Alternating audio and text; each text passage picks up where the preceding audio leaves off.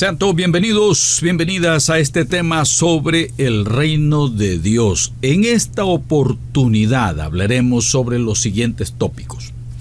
Número 1, ¿qué significa el reino de Dios? Las características del reino de Dios, la esperanza del reino en el Antiguo Testamento y la llegada del reino en el Nuevo Testamento, como también los requisitos para entrar en el reino de Dios.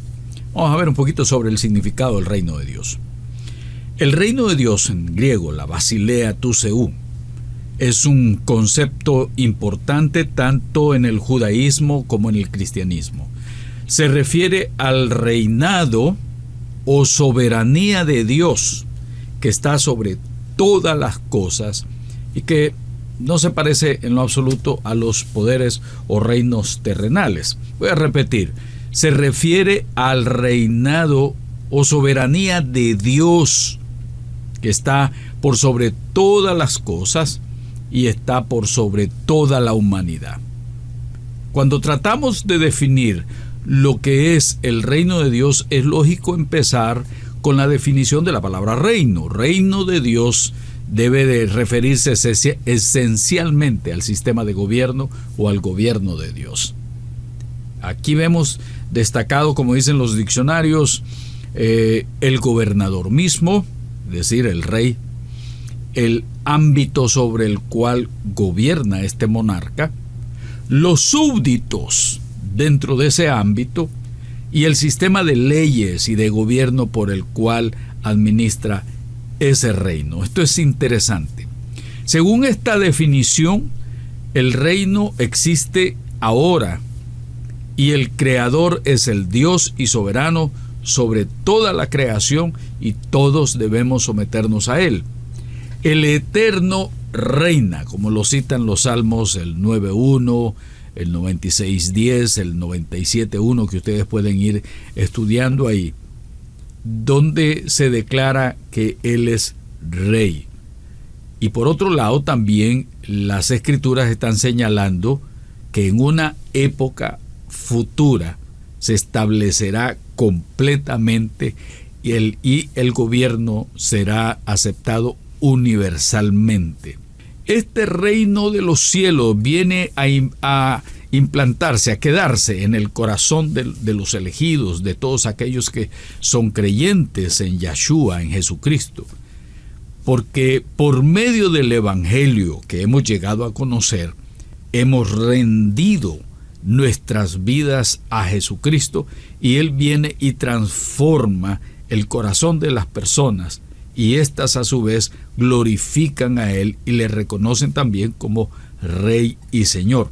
Ahora, el reino en sí tiene ciertas características.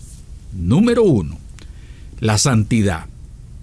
Dios es el Rey supremo y soberano, pero por sobre todas las cosas, Él es santo, como está escrito en Levítico 11:44, en la Biblia textual. Dice, porque yo soy Yahvé vuestro Dios. Yahvé vuestro Dios. Y en el caso de nosotros todavía dice, vosotros por tanto os santificaréis y seréis santo porque yo soy santo. Yo creo que esa expresión ustedes la han oído también en Primera de Pedro, en 1:16 dice, porque está escrito, sed santos porque yo soy santo. Entonces la santidad es una de las características. Segundo, la justicia. La justicia de Dios es una de sus manifestaciones. Las manifestaciones como un Dios que es justo.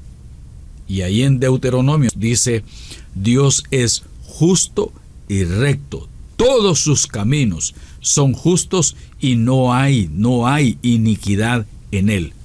Así que esto de la justicia y el derecho son base de su trono porque Dios es el autor de toda justicia.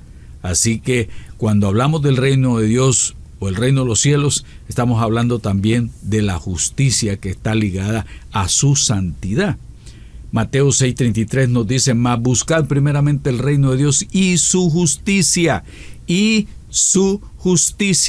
es decir, todo aquello que es justo es lo que el ciudadano del reino de Dios debe de buscar.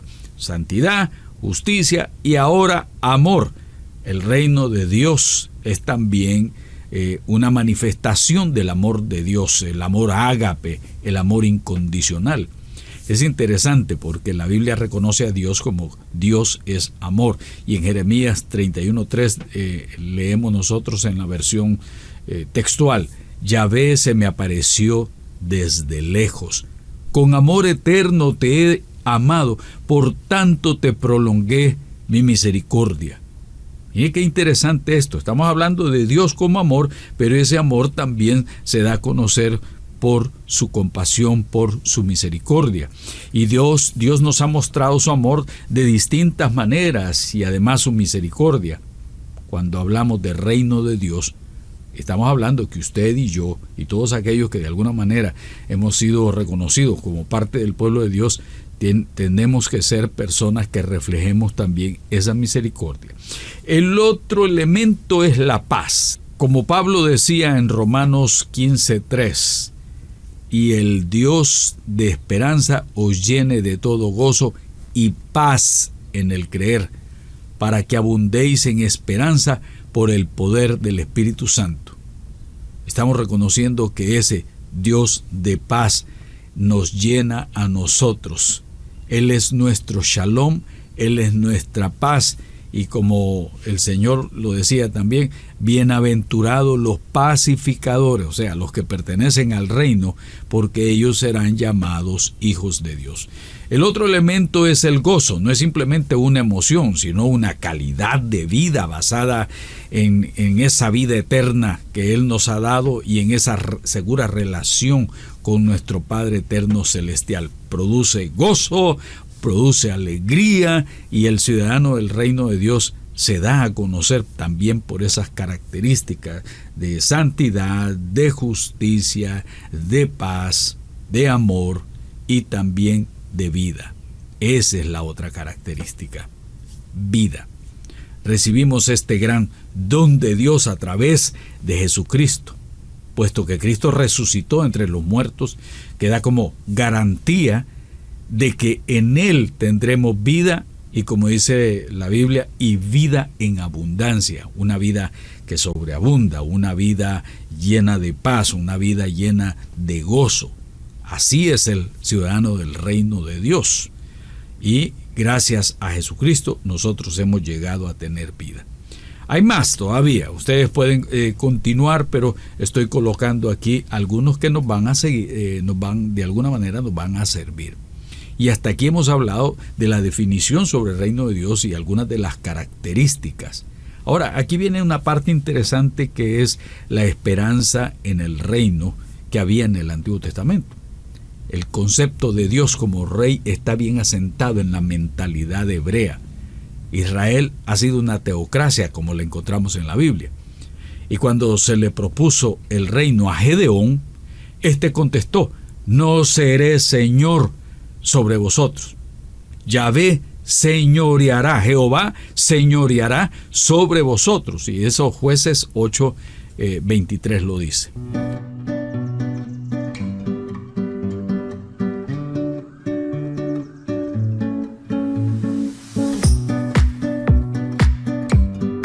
David llamaba a Dios siempre rey y le decía: a ti clamo, Dios mío y rey mío. Ustedes van a encontrar ahí en los Salmos la forma en que David se dirigía a Dios, y se dirigía como su Señor, como su rey. Pero después del exilio, la esperanza de Israel se centraba en la restauración del reino. Ya viene la concepción de Mesías por ahí, porque los mismos profetas en Isaías 11:1 dice: saldrá una vara del tronco de Isaí, y un vástago retoñará de sus raíces. Es interesante, ya que ya están pensando, bueno, es de la misma línea de David, de manera que se esperaba la llegada de un Mesías para inaugurar una época en la cual volvería la gloria del reino israelita. Al mismo tiempo, el Mesías que Dios prometió a Israel había de ser proclamado un rey, según Jeremías 23:5. Ya en el libro de Daniel, leemos ahí en Daniel capítulo 7 del 13 al 14. Miraba yo en la visión de la noche, y he aquí con las nubes del cielo venía uno como hijo de hombre, que vino hasta el anciano de días, y le hicieron acercarse delante de él, y le fue dado dominio, gloria, reino, para que todos los pueblos, naciones y lenguas le sirvieran.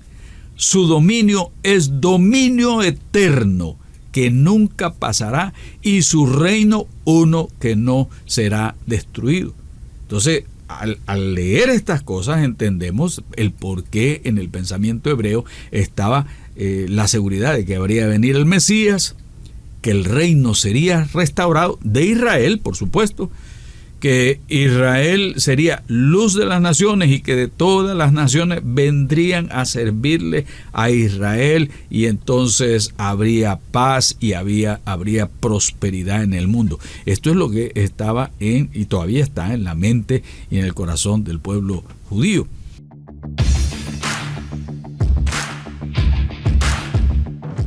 Ahora hablemos un poquito sobre el reino en el Nuevo Testamento, no dejando de lado esa imagen, la restauración del pueblo de Israel. Eso es lo que el judío siempre ha tenido en su mente.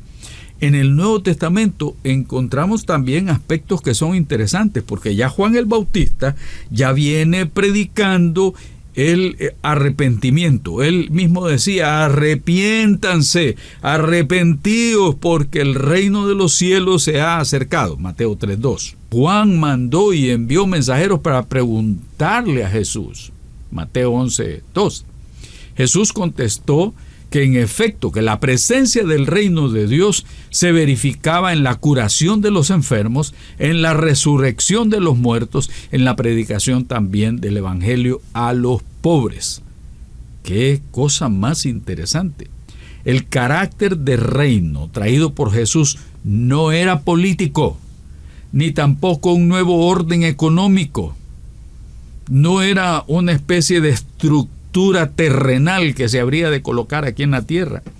Es por eso también que se hace necesario comprender el mensaje de Jesús frente a los religiosos de su tiempo, frente a los escribas, a los saduceos, a los fariseos. Toda esa gente tenía una concepción de reino, y parecía que estos religiosos tenían un choque constante, porque ellos tenían una idea preconcebida de reino, y Jesús les está demostrando que no es como ellos tradicionalmente habían pensado.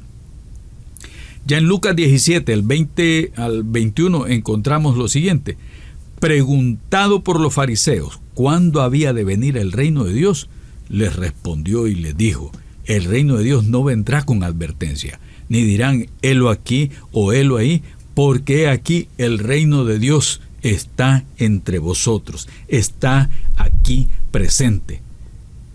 Esto a ellos les ha de haber resultado como chocante la sola idea. Ellos apenas podían esperar la venida del Mesías, tan ansiosos estaban que no les importaba incluso preguntarle, aunque sea a Jesús: de aquí vamos a sacar la información, ¿qué dice este rabí, este maestro? Como algunas veces lo reconocieron. Vamos a ver qué es lo que dice, si ya el reino, cuándo habrá de venir, cuándo habrá de parecer. Y Jesús, como sabía el corazón de ellos, le decía: ni aquí, ni allá, ni acullá. No es algo que podamos ver y decir, ahí está el reino. O en el caso de dicho sea de paso, como en el caso de el salón del reino de los testigos de Jehová, que yo siempre lo he dicho. Sí, ese es el salón del reino de ellos, pero no se está refiriendo al reino de Dios, porque no podemos decir está aquí, está allá, acullá, de este lado, del otro lado. Es algo que no podemos ubicar y decir está establecido geográficamente en tal lugar. Marcos 11, del 9 al 10, dice: y los que iban delante y los que venían detrás daban voces diciendo: Hosana, bendito el que viene en el nombre del Señor, bendito el reino de nuestro padre David que viene, Hosana en las alturas. Y esto me recuerda cuando se está celebrando la famosa Semana Santa y todos se hacen énfasis en las palmas y uno dice es día de palmas y entonces la gente sale y hacen dramas en los púlpitos y toda esta situación, pero muy poca gente le pone atención a qué es lo que están diciendo esta gente en su júbilo, en su alegría, recibiendo al Mesías. Hosana, bendito el que viene en el nombre del Señor. Y nos quedamos ahí, todo el mundo dice sí, bendito, pero no nos damos cuenta en el verso 10. Bendito el reino de nuestro padre David, que viene, hosana en las alturas. Vea qué interesante eso, porque la idea como la de los fariseos y la idea como la del resto del pueblo era esa: estamos esperando la venida del Mesías y que viene en la línea de nuestro padre David. Así que mucha algarabía, al Jesús entrando montado, como dicen las otras versiones, en un burrito. Y esta expresión, bendito el que viene en el nombre del Señor, es del Salmo 118, 26. Lo cantaban, lo decían, lo gritaban, el reconocimiento popular de que Jesús es el enviado del Padre. Pero en la siguiente frase es donde aparece lo que también está en la conciencia del pueblo: la venida del Mesías en la línea del rey David, lo que llamaríamos una esperanza política del pueblo.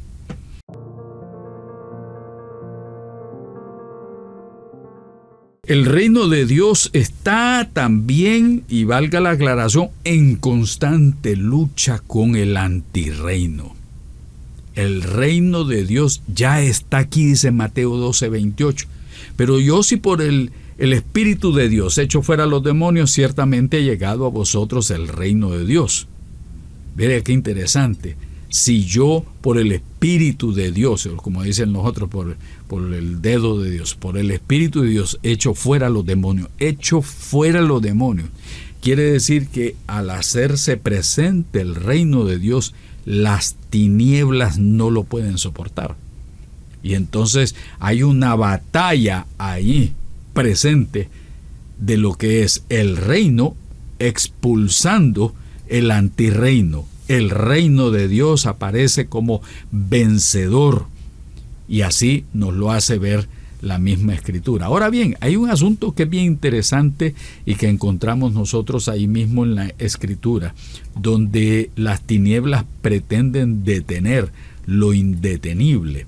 Jesús además enseñó en Mateo 11:12: desde los días de Juan el Bautista hasta ahora, el reino de los cielos sufre violencia y los valientes lo arrebatan. He estado escuchando algunas predicaciones a veces y algunos mensajes de parte de estos movimientos apostólicos y proféticos que hablan de que hay que arrebatar el reino y hay que colocar en posiciones de gobierno a cristianos porque estos van a juzgar con justicia, con amor, con rectitud, con equidad. La realidad es otra. La realidad es que hemos visto algunos que se dicen ser cristianos y han hecho cosas, pero que son realmente atroces en los gobiernos, porque no entran a gobernar con justicia, sino para ver de qué se benefician ellos mismos. Entonces, esta lucha reino-antirreino la vemos nosotros en que la Escritura la señala que desde los días de Juan el Bautista hasta hoy, el reino de los cielos sufre violencia y solo los valientes lo arrebatan. Esa es la expresión que han utilizado. Solo los valientes la arrebatan. Entonces hay que entrar en los gobiernos, regir en los gobiernos y arrebatar el gobierno para que sean los hijos de Dios los que juzguen. Y de ahí que empiezan a hacer votaciones, elecciones y estos movimientos evangélicos, carismáticos, de querer impulsar a alguien para que llegue a una posición de gobierno. O presidentes o presidentas que llegan al gobierno levantando la Biblia, pero los hechos dicen otra cosa. Así es que la gente se equivocaría si diría hay que ser valiente para arrebatar el reino. No. Se hablaba que desde Juan el Bautista ya se había hecho resistencia contra las enseñanzas del reino.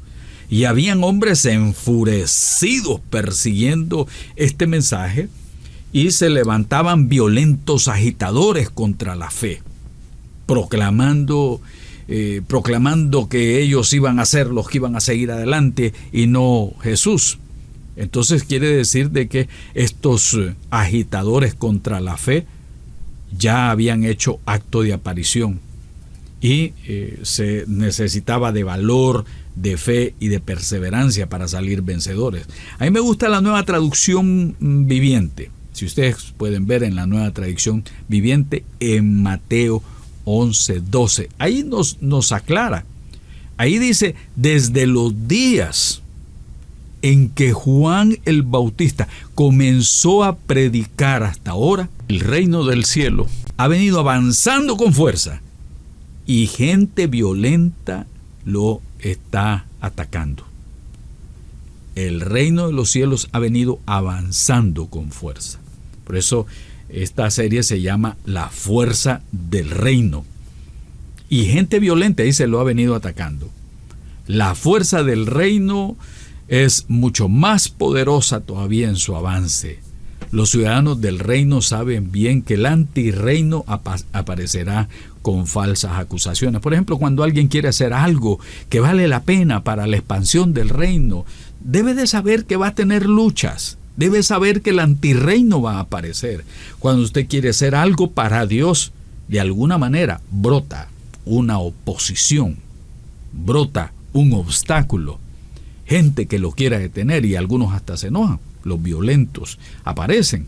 Segunda de Corintios capítulo 10, versículos del 4 al 6 nos dice así: porque las armas de nuestra milicia no son carnales, sino poderosas en Dios para la destrucción de fortalezas, derribando argumentos y toda altivez que se levanta contra el conocimiento de Dios y llevando cautivo todo pensamiento a la obediencia. Los ciudadanos del reino de Dios son gente de valor, de coraje, provisto por el Espíritu Santo. La gente del reino de Dios no le teme a la oposición ni a los obstáculos. Usted ha visto que hay gente que dice: que ya no me están saliendo las cosas como yo quería, que se me atravesó fulano, que fulana se me atravesó, y siempre se van a estar quejando de que no pueden salir adelante.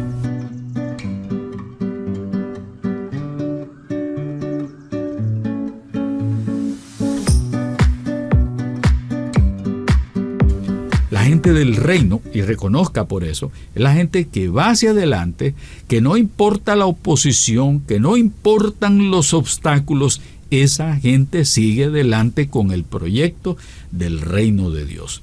El ciudadano o la ciudadana del reino se fortalecen en el Señor en el poder de su fuerza.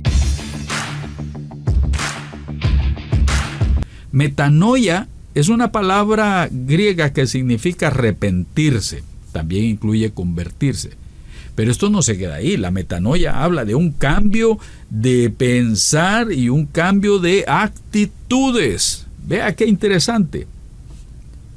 Y encontramos epistrefo. Dice, significa en el griego convertirse, regresar, volverse.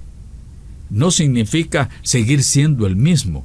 Significa ser todo lo contrario de lo que uno era en el mundo de maldad. La conversión es una vuelta hacia Dios. Como hemos dicho anteriormente, se trata de arrepentimiento. Y los apóstoles decían: arrepiéntanse. La verdadera conversión se levanta sobre el arrepentimiento y la fe. Esto lleva al creyente no solamente a observar una nueva forma de vida, sino a una transformación espiritual completa. Y el Nuevo Testamento enseña que la conversión no es pasiva, no es algo que diga: yo lo siento nada más, sino que es dinámica, algo que te lleva a hacer algo. Muchos se hicieron seguidores de Jesús porque les llamaba la atención los milagros y demás señales que se miraban en la Biblia. Nos da el ejemplo que no es asunto de seguir a Jesús por interés, sino por una conversión de un verdadero, es decir, de haber tenido un verdadero arrepentimiento. Y yo no quito el dedo de renglón ahí, porque esa es la verdad.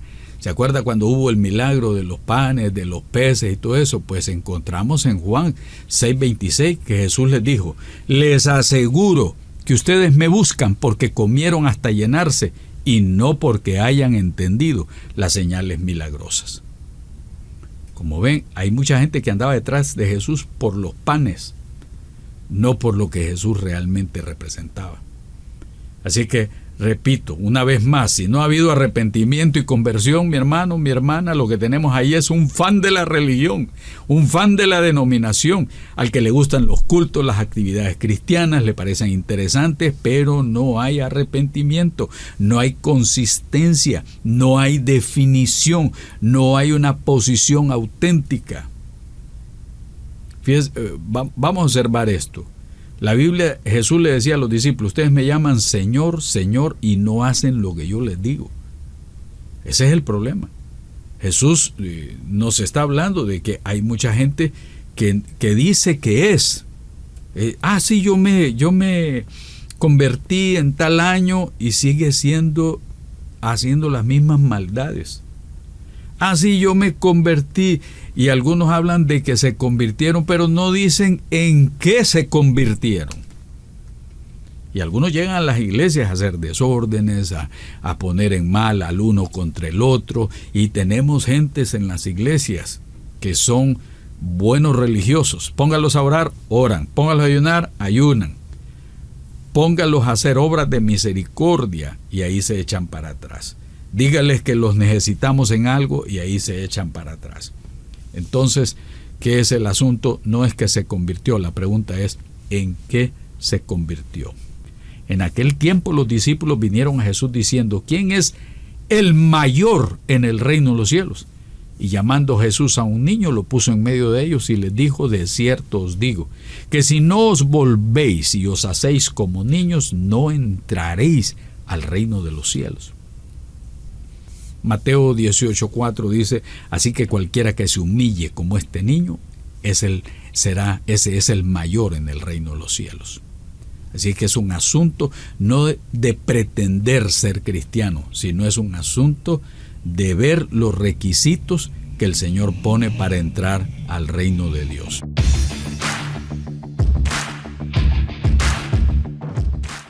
A manera de conclusión, cuando queremos hablar del reino, tenemos que hablar de alguien que reconoce a Dios como rey y se doblega ante ese rey, se humilla ante ese rey y obedece a ese rey del universo.